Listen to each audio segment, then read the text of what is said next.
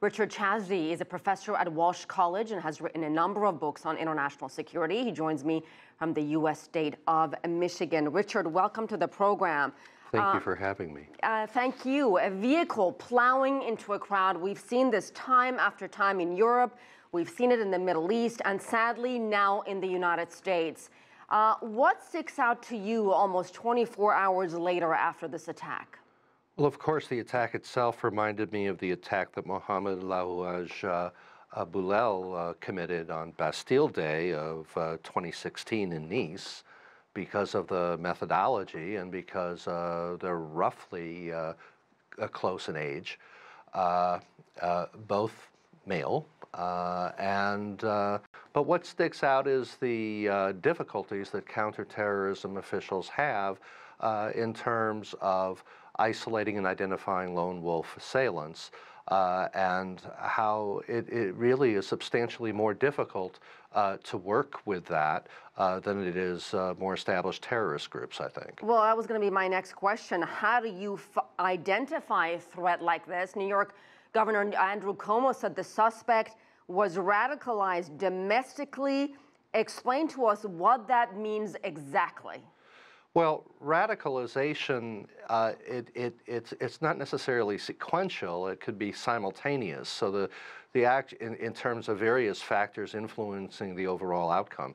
So what that means is that in terms of domestic radicalization, that probably had to do with acquaintances or friends on the ground. I know that the U.S. Department of Prisons makes it very clear that prisoners that have a radicalization bent to them are separated from the general population. So I'm thinking that along the lines of religious institutions, other social institutions, there were some connections. The New York Times this morning reported that federal authorities did have some knowledge of Mr. Saipov, perhaps related to the arrest of 5 Uzbeks and a Kazakh some time ago. I'm sorry, go ahead, finish your thought. This may have been one of the reasons in terms of the circles that he traveled in, but it's really too early to tell yet. There's been no confirmation or denial of that report in today's New York Times. Police say he followed ISIL playbook to a T. Can they really know that just 24 hours after this attack?